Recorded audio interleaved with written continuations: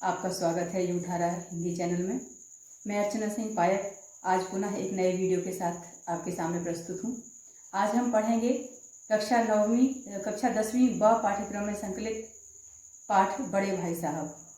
ये एक कहानी है, इसके रचयिता प्रेमचंद हैं।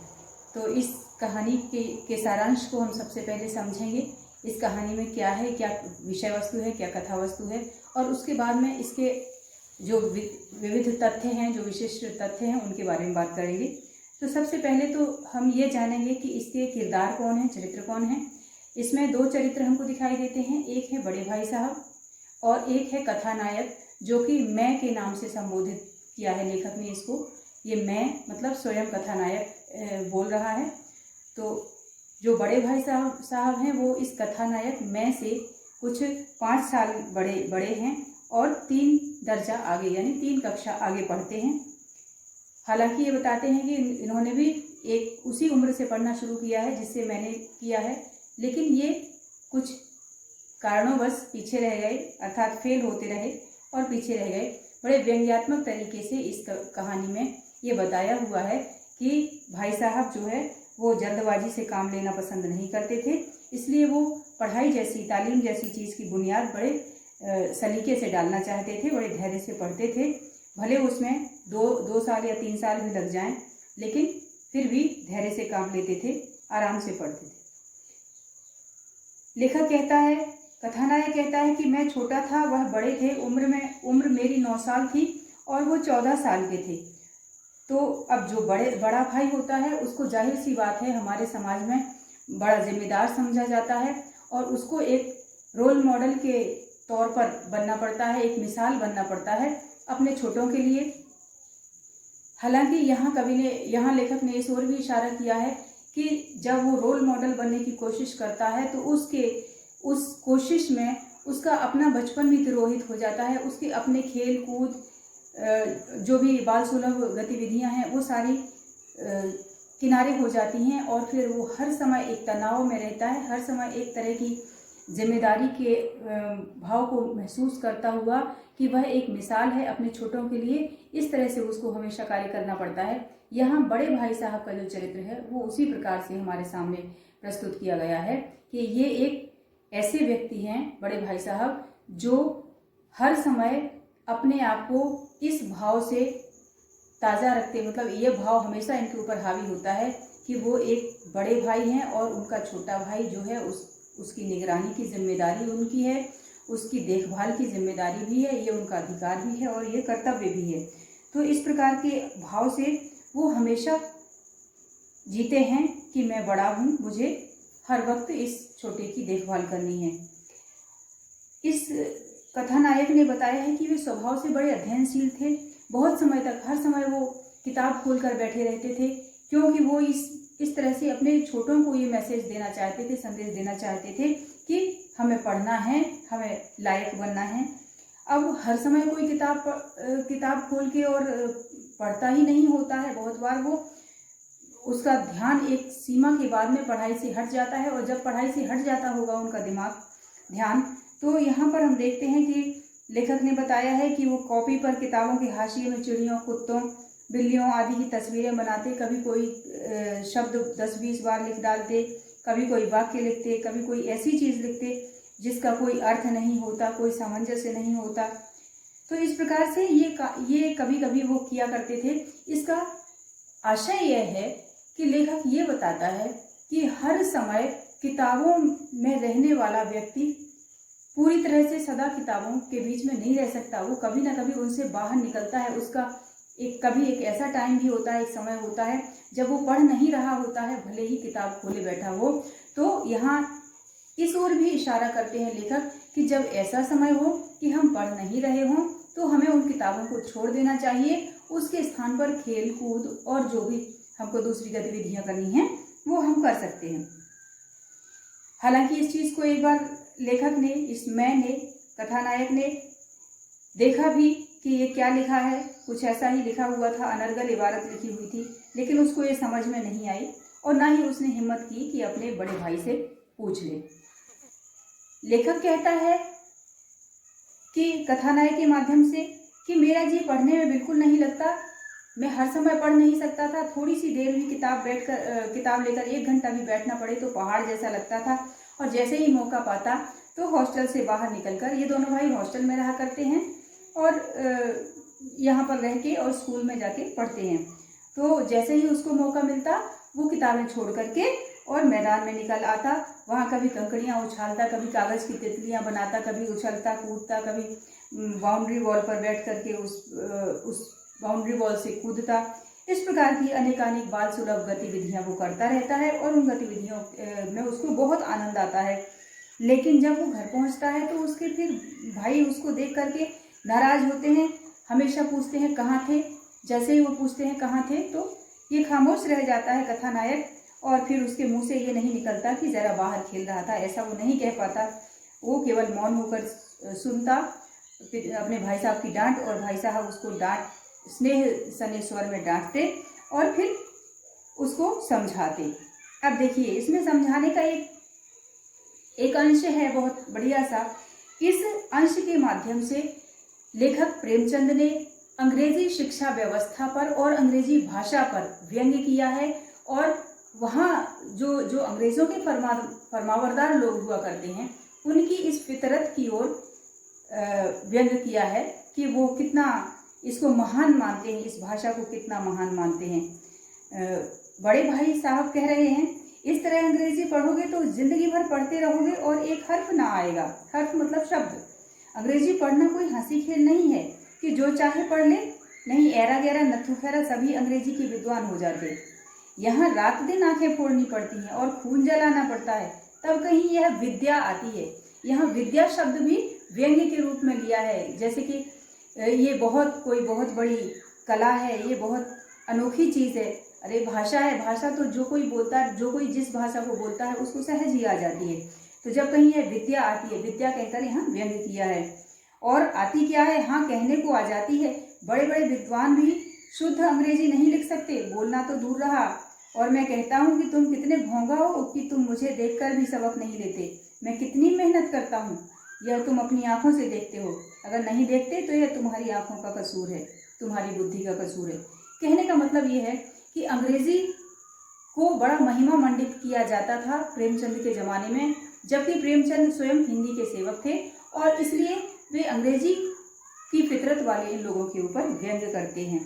तो फिर इस प्रकार से वो जो भाई साहब हैं वो समझाते हैं कि हमको पढ़ना लिखना चाहिए। यदि तुम इस तरह से खेलकूद में समय गुजारोगे, गवाओगे, तो फिर तुम पास नहीं हो पाओगे और एक ही दर्जे में बहुत समय तक पढ़े रहोगे, सड़ते रहोगे। देखो मैं इतना पढ़ता हूँ तो भी कितना 2-2, 3-3 साल तक लग जाते हैं मुझे एक दर्जा पास करने में, और तुम कैसे पास हो पाओगे। और यदि तुमको पढ़ना नहीं है तो फिर तुम घर जाओ और माता पिता का पैसा क्यों खर्च करते हो। दादा की गाड़ी कमाई, दादा मतलब पिताजी की गाड़ी कमाई क्यों बर्बाद करते हो। जब कथानायक इस लताड़ को सुनता, इस डांट को सुनता, तो वो गंभीर हो जाता, दुखी हो जाता और उसे सचमुच अपराध बोध होता। और फिर वो धीरे धीरे इस बात को अपने मन को इस बात के लिए पूरा पक्का करता कि मैं अब बहुत दिल लगाकर, बहुत मन लगाकर पढ़ूंगा, खेलना बंद कर दूंगा। और इसलिए वो फटाफट एक टाइम टेबल बना डालता है। भाई बिना टाइम टेबल के कोई भी काम करना तो कोई होशियारी नहीं है। बहुत अच्छे से अगर किसी काम को करना है तो बिना टाइम टेबल बनाए नहीं किया जा सकता। तो वो एक बहुत अच्छा सा टाइम टेबल बनाता, चटपट एक टाइम टेबल बना डालता। लेखक ने यहाँ भी व्यंग्य किया है कि जिन लोगों को काम करना होता है वो आडंबर नहीं करते, दिखावा नहीं करते, शांति से और खामोशी से उस काम को सीधे अंजाम देते हैं। लेकिन यहाँ पर लेखक ने ये कहा है कि वो टाइम टेबल बनाए, पहले नक्शा बनाए, पहले स्कीम तैयार करे, उसके बाद में करना शुरू करते हैं। और जो कार्य इस प्रकार से किए जाते हैं, बहुत नक्शा बनाकर, बहुत उसके ऊपर बहुत रिसर्च करके, तो जरूरी नहीं है कि वो सारे सफल ही हों। तो यहाँ पर टाइम टेबल बनाता है कथानायक, और फिर बताया है लेखक ने कि उसमें खेल कूद की मद को बिल्कुल ही उड़ा देता। बिल्कुल खेलने के लिए जो जगह नहीं, कितने बजे से कितने बजे तक कौन सा विषय अध्ययन करना है, ये सारी बातें उसमें रहती। और रात तक का पूरा पढ़ाई लिखाई का और दिनचर्या का टाइम टेबल रहता। लेकिन टाइम टेबल बनाना एक बात है और उसको अमल करना दूसरी बात। तो अगले दिन से ही उसकी अवहेलना शुरू हो जाती। कथानायक उस पूरे उन सारे टाइम टेबल के बिंदुओं को का अनुकरण नहीं कर पाता। उसमें जो पढ़ाई लिखाई थी वो धीरे धीरे गायब हो जाती है, नदारद हो जाती है, और इसके खेलकूद शामिल हो जाते हैं जो कि उसने बिल्कुल लिखे हुए नहीं थे उसमें। तो अनिवार्य रूप से ये जो हरियाली है, जो खेल कूद है, फुटबॉल की उछल कूद है, कबड्डी के दाव भात हैं, वॉलीबॉल है, ये सारी चीज़ें उसको खींच ले जाती और वो वहाँ जाते ही सारा टाइम टेबल भूल जाता, जानलेवा टाइम टेबल भूल जाता, आँख फोड़ पुस्तकों को भूल जाता, और इस प्रकार उसको किसी की याद नहीं रहती। भाई साहब की नसीहत और फजीहत वो भी याद नहीं रहती। इस प्रकार से वो खेल कूद में लग जाता, और लेकिन फिर जब वापस आता तो फिर उसको लगता कि जैसे मौत और विपत्ति के बीच में आदमी मोह और माया के बंधन में जकड़ा रहता।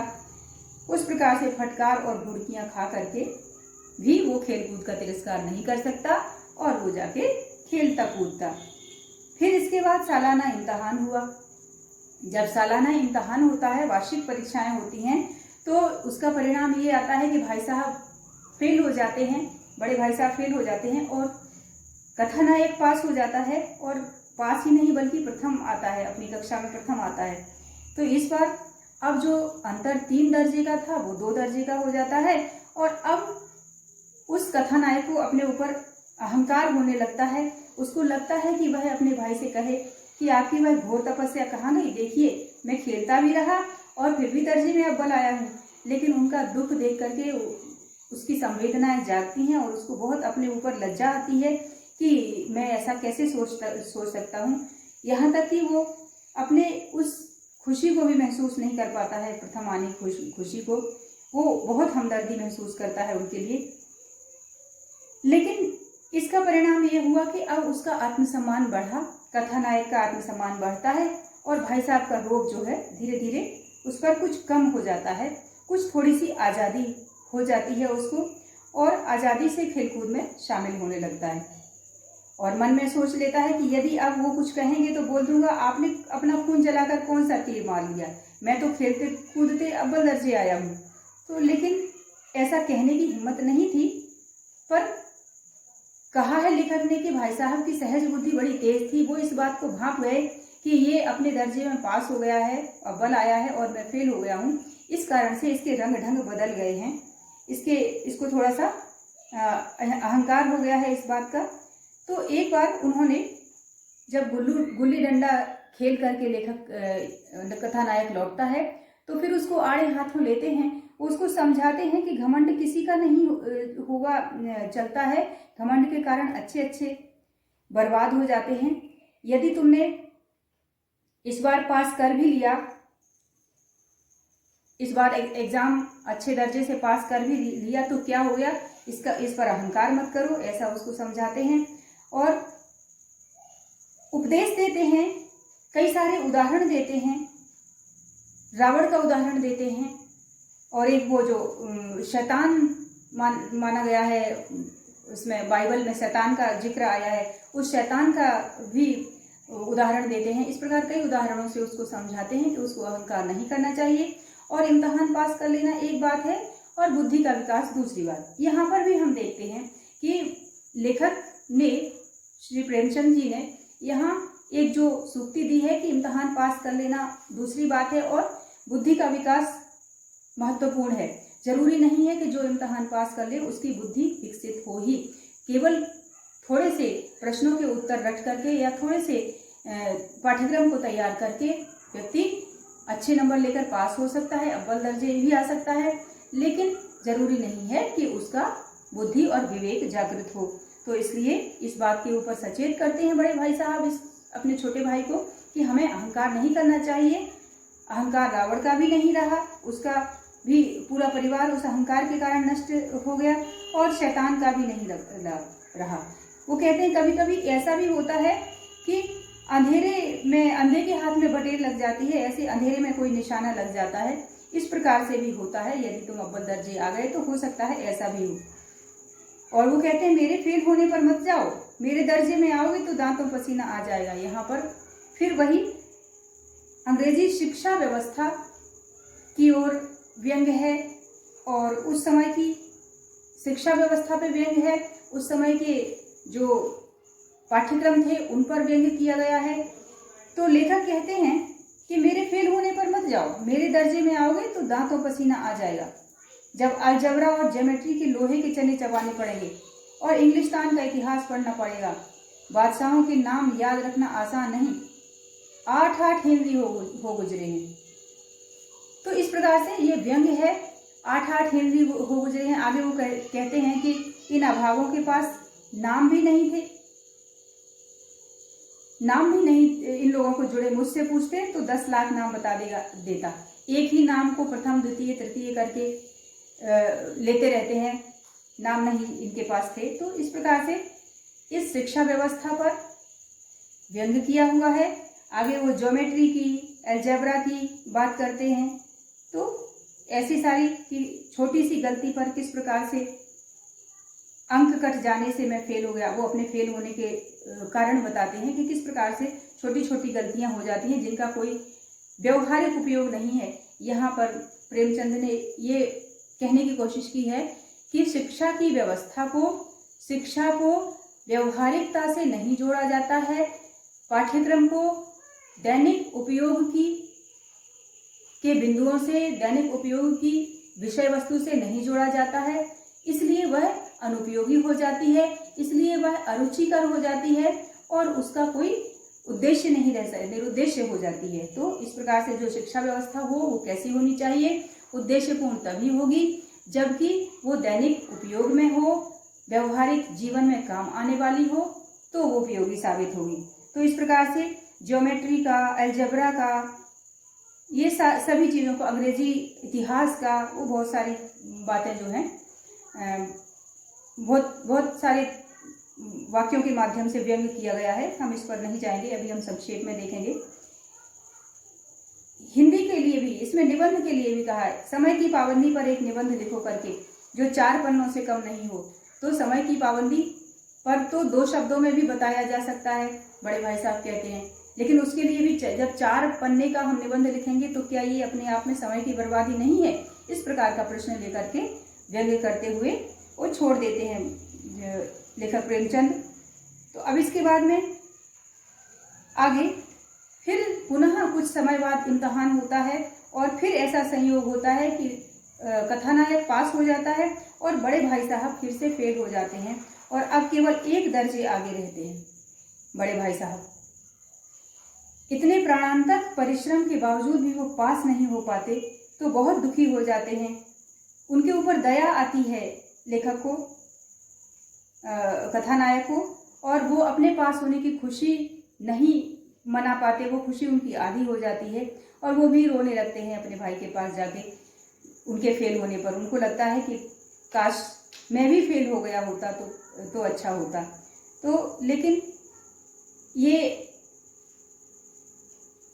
ये बात अब जैसे जैसे होती है कि छोटा भाई और पास में आते जा रहा है बड़े भाई की दर्जों के मामले में, कक्षाओं में, तो अब ये अहंकार उसके अंदर हो जाने लगा है कथानायक के अंदर कि मैं तो थोड़ा सा भी पढ़ लेता हूँ तो मैं पास हो जाता हूँ, अगर मैं ज़्यादा समय खेलूंगा भी तो भी कोई हर्ज नहीं है, ऐसा सोच करके स्वच्छंदता अब बढ़ने लगी।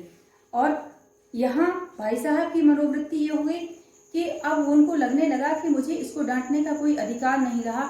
अब ये पास हो जाता है, हर साल अच्छे नंबरों से पास होता है, तो ये खेलने का अधिकारी है, हमको इसको रोकना नहीं चाहिए। अब मैं फेल हो रहा हूँ, ये पास हो रहा है, तो इसका मतलब ये सही है और मैं गलत हूँ।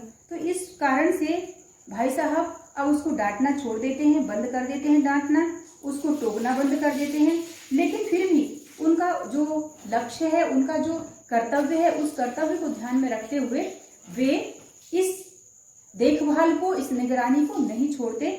उनकी नज़र हमेशा रहती है अपने छोटे भाई के ऊपर, जो कि खेल रहा होता है, तब भी भले कुछ नहीं बोलते हैं, किंतु फिर भी ये पूरी नज़र उसके ऊपर पैनी नज़र रखते हैं। एक दिन ये होता है कि हॉस्टल से दूर पतंगबाजी में जो पतंग गिरती है उसको कनकौआ बोलते हैं, उस कनकौए को लूटने के लिए उसको जो पतंग कट जाती है उस पतंग को कनकौआ बोलते हैं और वो फिर धीरे धीरे नीचे की ओर गिरती है।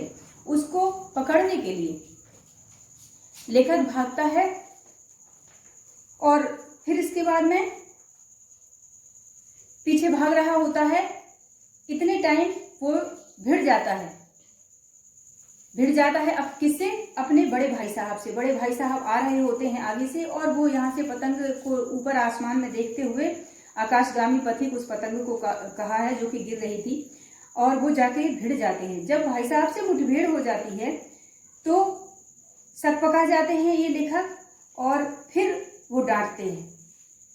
वो कहते हैं कि तुम 8वीं जमात में आ गए हो, मुझसे केवल 1 दर्जा नीचे हो, तुमको कुछ अपनी पोजीशन का ख्याल रखना चाहिए। यानी 8वीं क्लास का बड़ा महत्व है उस समय पर। 8वीं क्लास पढ़ के और आदमी, इसमें बताया हुआ है, नायब तहसीलदार हो जाते थे, नौकरी लग जाती थी, है ना, डिप्टी मजिस्ट्रेट, सुपरिंटेंडेंट, ये सारे बड़े बड़े पदों पर आदमी पहुंच जाता था। समाचार पत्रों के संपादक, इस तरह के जो प्रतिष्ठित पद है वहां पर लोग पहुंच जाते थे। तो उसकी ओर ध्यान दिलाते हैं इनके बड़े भाई साहब, और बड़े भाई साहब कहते हैं कि इस प्रकार से 8वें दर्जे वाली पोजीशन जैसी तुम्हारी हरकतें नहीं है। इन बाजारी लड़कों के साथ में कनकौए लिए दौड़ना तुम्हारी पोजीशन के खिलाफ है, और इस प्रकार से मुझे बहुत दुख होता है जब तुम ऐसा करते हो। तुम बहुत ज़हीन हो, ज़हीन मतलब बहुत अच्छे हो, श्रेष्ठ हो, इसमें कोई शक नहीं है, लेकिन जेहन का किस काम का जो अपने आत्मगौरव की हत्या कर डाले। तुम्हें अपने आत्मगौरव के प्रति सचेत होना चाहिए। तो ये सारी बातें बताते हैं वो ये भी कहते हैं, क्योंकि उनको अनुमान है कि हो सकता है कि 1 साल बाद तुम मुझसे भी आगे निकल जाओ, अगले साल तुम मेरे समकक्ष आ जाओ, क्योंकि 1 ही साल का फर्क रह गया था इन दोनों में, और अगले साल तुम मुझसे भी आगे निकल जाओ। लेकिन फिर भी वो अपने अनुभव को हमेशा श्रेष्ठ बताते हैं, वो कहते हैं, और ये वो नहीं बताते हैं, ये लेखक बताते हैं प्रेमचंद बड़े भाई साहब के माध्यम से। वो कहते हैं कि मुझमें और तुम में जो 5 साल का अंतर है उसे तुम क्या खुदा भी नहीं मिटा सकता। ठीक है, मैं तुमसे 5 साल बड़ा हूं और हमेशा रहूंगा, तो अनुभव में तुम सदा मुझसे छोटे रहोगे, इसलिए मेरा हक हमेशा तुम्हारे ऊपर ऐसा ही रहेगा। दुनिया का, जिंदगी का तजुर्बा, अनुभव मुझे हमेशा तुमसे ज्यादा रहेगा, तुम उसकी बराबरी कभी नहीं कर सकते। चाहे तुम MA हो जाओ, डीलिट हो जाओ, DPhil हो जाओ, कुछ भी ऊंची ऊंची डिग्रियां हासिल कर लो, तालीम हासिल कर लो, लेकिन वो कहते हैं आगे, फिर कहते हैं, लेखक कहता है कि किताबें पढ़ने से समझ नहीं आती, दुनिया देखने से आती है। कभी भी ये नहीं सोचना चाहिए कि यदि हमने 4 किताबें पढ़ ली या कि कोई डिग्री हासिल कर ली तो मैं बहुत ज्ञानी हो गया, मुझे बहुत अनुभव हो गया। नहीं, अनुभव, वास्तविक जीवन इन डिग्रियों से, इन किताबों से बाहर कुछ और है, कहीं और है, और उसका महत्व, उसका अपना अलग महत्व है। तो इस बात में मैं हमेशा तुमसे आगे रहूंगा कि तुम मुझसे छोटे हो, मैं तुमसे 5 साल बड़ा हूं, तो इसलिए दुनिया की समझ है मुझ में, और मैं हमेशा इस दुनिया की समझ के लिए तुमसे श्रेष्ठ ही रहूंगा।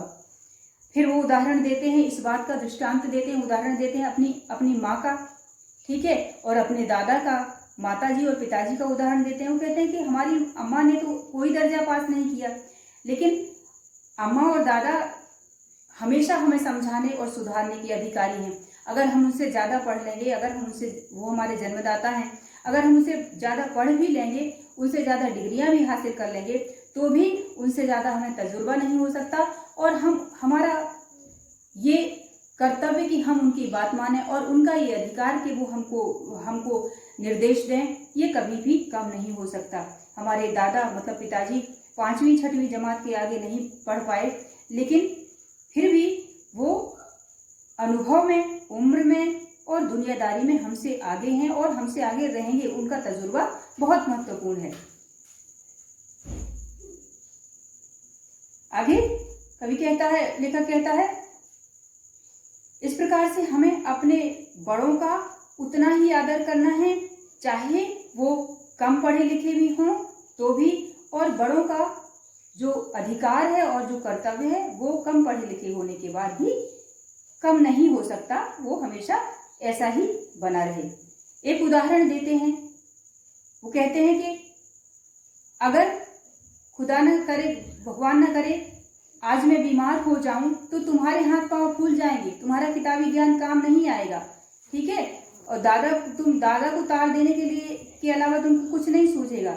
लेकिन तुम्हारी जगह अगर दादा होंगे, दादा मतलब पिताजी होंगे, तो किसी को तार नहीं देंगे, ना ही घबराएंगे, सबसे पहले खुद मर्ज पहचान कर इलाज करेंगे, उसमें सफल नहीं हुए तो किसी डॉक्टर को बुलाएंगे। तो इस प्रकार से वो बड़े अनुभवी हैं और बड़े लोग हमेशा अनुभवी होते हैं, इसलिए हमें उनके अनुभवों का आदर करना चाहिए, उनका सम्मान करना चाहिए। ये सारी बातें वो समझाते हैं। इसके बाद में एक और उदाहरण देते हैं, वो अपने हेडमास्टर साहब का देते हैं। वो कहते हैं हेडमास्टर साहब एमए हैं और उनकी दादी जो हैं, उनकी माँ जो हैं, वो बिल्कुल अनपढ़ हैं, ठीक है,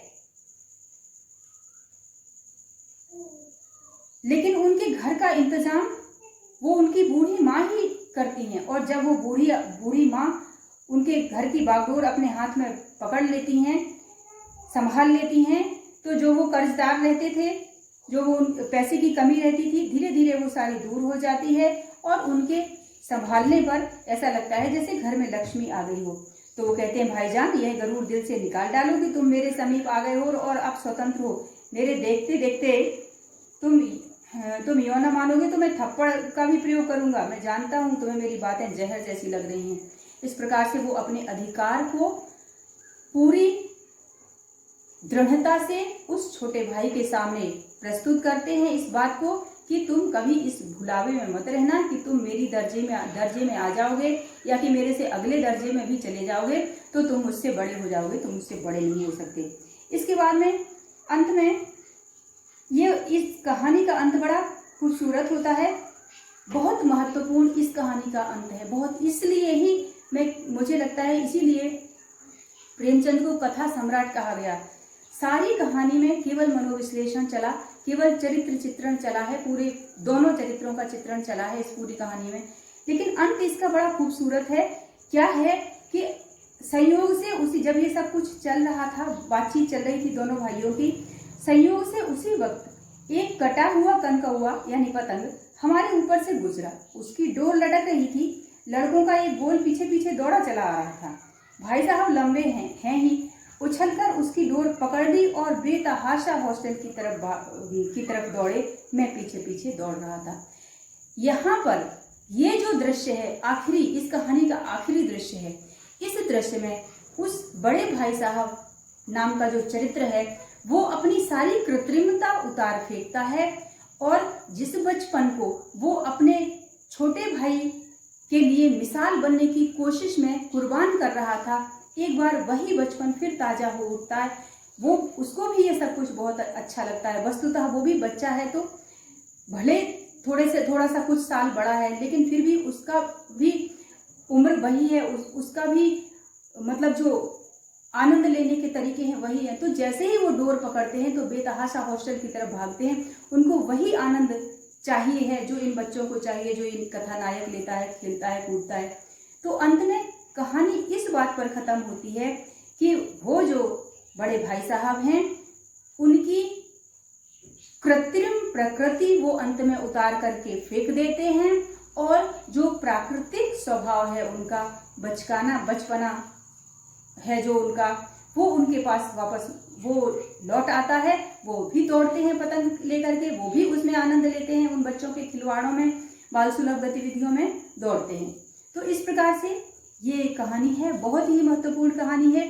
इस कहानी को अगर हम समराइज करें और इसके प्रमुख बिंदुओं की हम बात करें तो हमें इसमें कुछ खास चीज़ें जो हैं, बाकी बीच में कभी कहानी के बीच में, इस वीडियो के बीच में मैंने सारी डिस्कस की हैं। खास चीजें ये हैं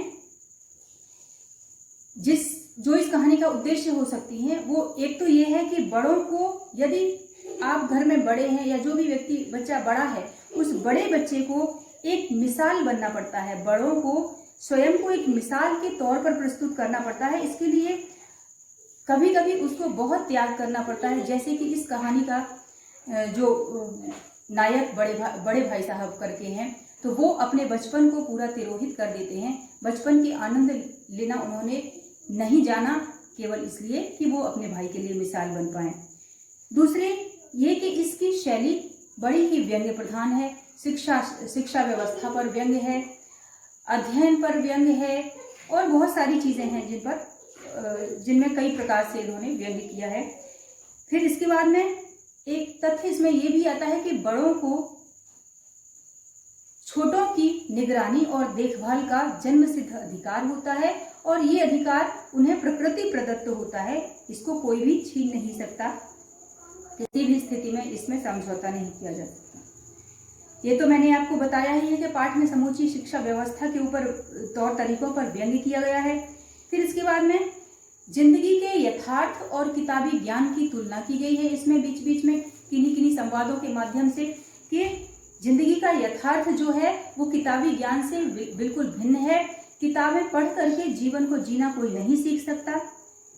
जीवन का अपना एक अध्ययन है, जीवन एक अपना अध्ययन है जो कि अनपढ़ लोगों को भी आता है और वो धीरे धीरे उम्र के साथ में प्राप्त होता है। वो अनुभव जो है उम्र के साथ प्राप्त होता है।